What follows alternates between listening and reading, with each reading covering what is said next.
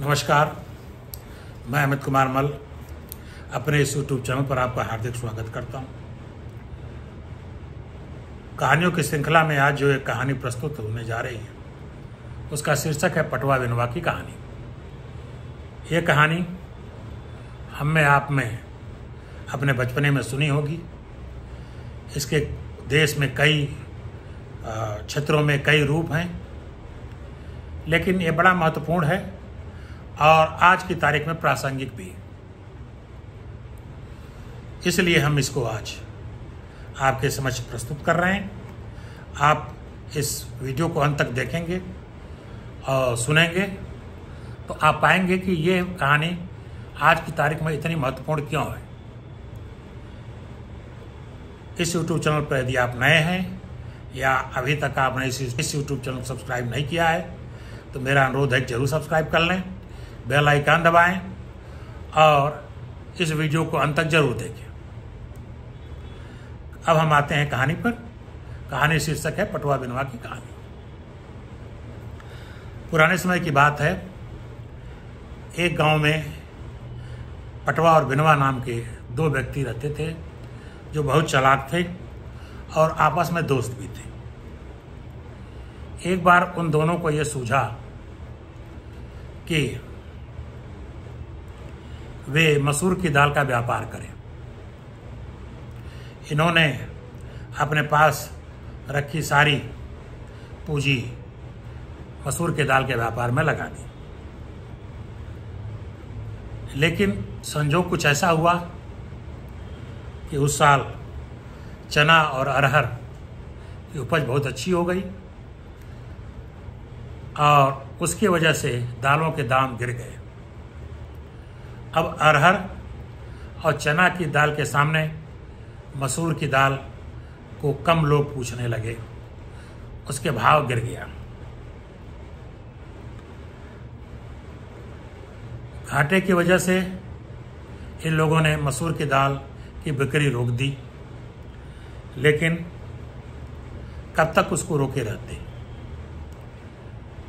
उनके दाम और गिरने लगे। अब मसूर की दाल भी बहुत दिन रखी नहीं जा सकती थी, पैसा भी उनका फंसा था, दाल को खराब होने का भी डर था। तो इन लोगों ने एक योजना बनाई और एक दिन दोनों शमशान घाट के दो पेड़ जो वहाँ थे उन पेड़ों पर चढ़ गए और शाम को जब सब लोग लौट रहे थे उसी समय के पहले वो लोग चढ़ गए।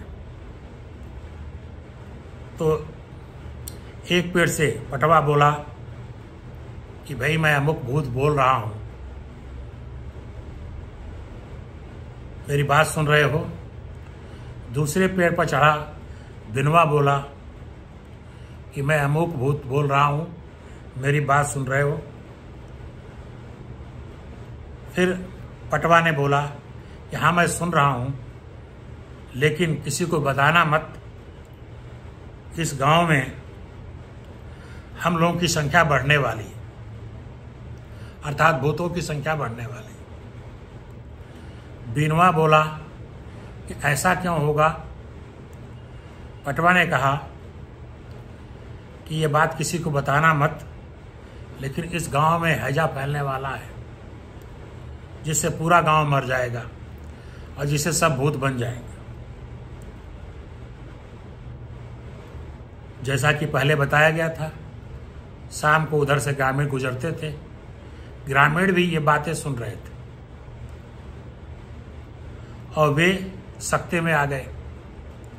तब विनोबा बोला कि भाई ये तो मैं किसी को बताऊंगा नहीं, लेकिन ये तो बहुत प्रसन्नता की बात है कि हम लोगों की संख्या बढ़ जाएगी, लेकिन कहीं ऐसा तो नहीं कि हैजा आवे ही ना इस गांव में। तो पटवा बोला कि ऐसा नहीं होगा। विनोबा बोला कि क्या हैजा से बचने का कोई तरीका नहीं है। तब पटवा बोला कि देख लो कोई इंसान तो नहीं सुन रहा है, नहीं तो बात गलत हो जाएगी। तो हालांकि बिनवा देख रहा था कि कुछ ग्रामीण बात सुन रहे हैं, लेकिन उसने उनको इग्नोर करते हुए बोला कि नहीं, कोई दिख नहीं रहा।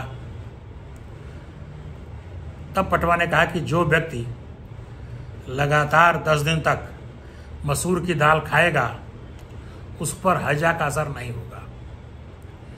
लेकिन तुम जानते ही हो कि इस समय लोग दाल और इस समय लोग चने की दाल और अरहर की दाल खा रहे हैं, तो कोई मसूर की दाल खाएगा नहीं, इसलिए हैजा आएगा ही। उसके बाद से ग्रामीण वहाँ से चले गए, ये दोनों उतर के घर चले गए और दूसरे दिन इन दोनों की सारे मसूर की दाल बिक गई, ऊंचे दर पे बिक गई।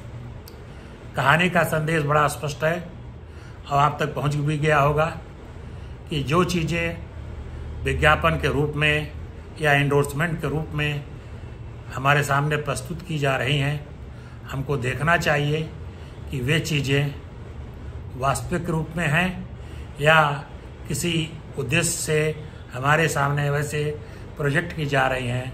हमको प्रोत्साहित किया जा रहा है कि हम वो वस्तु खरीदें। आधुनिक युग में हम देखते हैं कि हर तरह के प्रचार के लिए बड़े बड़े सितारे, बड़े बड़े लोग ऐसी भी वस्तुओं का प्रचार प्रसार करते हैं जो कि नुकसानदायी होते हैं, लेकिन उनके कहने पर हम ये मान लेते हैं कि वो लोग कह रहे हैं तो यह वो चीज़ उपयोगी होगी और हम ले लेते हैं।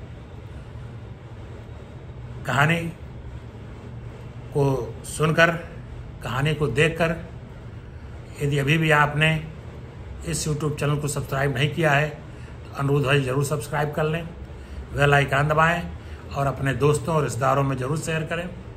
अगले सप्ताह फिर हम एक नई कहानी के साथ आपके समक्ष उपस्थित होंगे। तब तक के लिए नमस्कार। मैं अमित कुमार मल्ल।